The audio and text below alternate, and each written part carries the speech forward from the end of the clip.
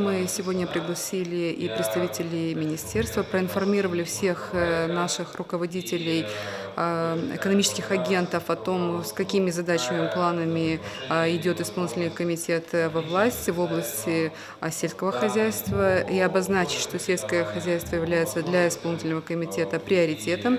Мы обозначили свои задачи. Дополнительно сегодня Министерство сельского хозяйства, а именно предприятие АИПа, проинформировало наших экономических агентов о том регламенте, который будет утвержден в ближайшее время на правительстве, какие предоставлены будут субвенции, в какие сроки они будут выплачиваться.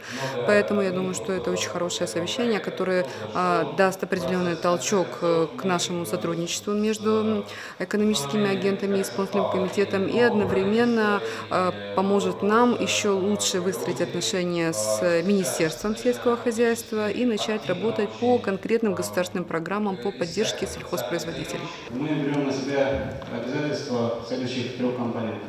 Первое – это чтобы у вас был рынок сбыта, и в этом направлении мы уже работаем, прежде всего, с Российской Федерацией. Ирина Федоровна сказала о миссии Роспотребнадзора, которую планируем на следующей неделе. Также есть еще очень важное агентство – это Россельхознадзор. Это касается, конечно, первичной агропромышленной продукции. Мы хотим расширить список для виноделических предприятий, для расширения доступа экспорта нашей виноделической продукции в Российскую Федерацию. В принципе, я думаю, во время этого визита Роспотребнадзора уже будут определенные решения. Второй момент, второй аспект. В нашей программе это отмечено, это обеспечить для наших сельхозпроизводителей широкий доступ для средств кредитования. Потому что очень важный момент. Первое – это за счет государственного бюджета, за счет фонда субсидирования в сельском хозяйстве. Об этом вы получили сегодня информацию от господина Малера.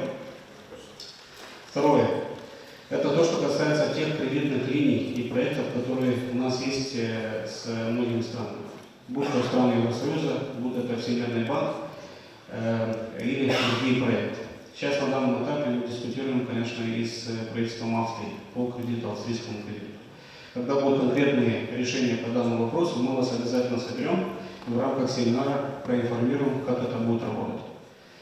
И третий аспект очень немаловажный – это то, что касается полностью производственного цикла. В нашей программе конкретно есть меры, как мы будем реализовывать и развивать наше сельское хозяйство, не останавливаясь только на первичном производстве. Речь идет о глубокой переработке, речь идет о создании конкретных совместных предприятий. И в этом направлении, могу сказать, уже работают некоторые агрохозяйства регионов. Это касательно предоставления тех налоговых льгот, которые не могут себе позволить другие регионы, другие районы Республики Молдова. У нас есть собственный закон об инвестициях. И если мы говорим о большом объеме производства, о большом объеме инвестиций, то исполком готов предоставить данные налоговые льготы. Это касается налога на доходы предпринимательской деятельности, это касается налога НДС, а также других местных сборов. Это стимул, которого нет в других регионах. Поэтому я думаю, что для вас, если у вас есть конкретный партнер, конкретный инвестор, который готов реализовать крупные проекты в агропромышленном секторе, приходите к нам, и мы готовы обсуждать и готовы предоставлять дополнительные налоговые инвестиционные стимулы для того, чтобы вы имели возможность увеличивать свое производство. Кредит предоставляется в евро под 2% годовых, сроком до 12 лет, со срочкой выплат по платежам до 3 лет. Минимальной суммы кредита не существует, но максимальная сумма кредита 2 миллиона евро. В этом году было принято решение, что будем выплачивать все долги по прошлому году.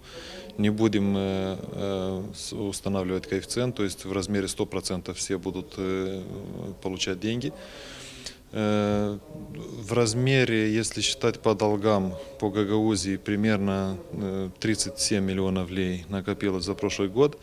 И надеемся, что в этом году уже будем идти нормальными темпами, потому что есть и фонд НПАРД, есть и другие фонды, то есть и фонд субсидированный вырос.